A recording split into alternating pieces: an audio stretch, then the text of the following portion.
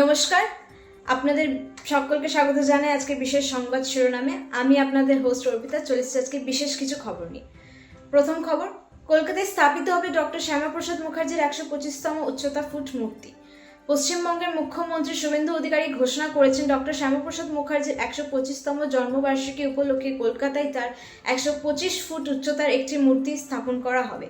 তিনি এও জানান, জাতীয়তাবাদী ভাবধারাকে সম্মান জানাতে এই উদ্যোগ নেওয়া হচ্ছে এবং এ প্রসঙ্গে প্রধানমন্ত্রী নরেন্দ্র মোদী শ্যামাপ্রসাদ মুখার্জির অবদানের কথা উল্লেখ করেছেন। চলে আছে আজকে দ্বিতীয় শিরোনামের দিকে।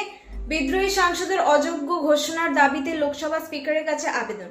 তৃণমূল কংগ্রেসের সর্বভারতীয় সাধারণ সম্পাদক অভিষেক বন্দ্যোপাধ্যায় লোকসভা স্পিকার ওম বিড়লার কাছে 20টি আবেদন জমা দিয়েছেন এবং আবেদনগুলিতে দলত্যাগী বা বিদ্রোহী সাংসদের অযোগ্য ঘোষণা করার দাবি জানানো হয়েছে।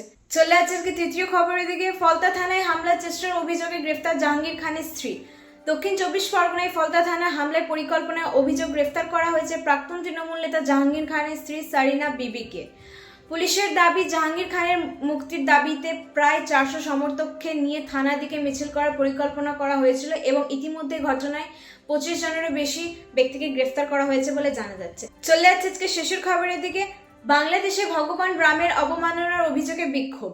বাংলাদেশে ভগবান রামের মূর্তি অবমাননার অভিযোগে কেন্দ্র করে হিন্দু সম্প্রদায়ের মধ্যে ক্ষোভ জড়িয়েছে এবং রাজধানী ঢাকায় মশাল মিছিল করে অভিযুক্তদের গ্রেফতার করার দাবি জানানো হয়েছে।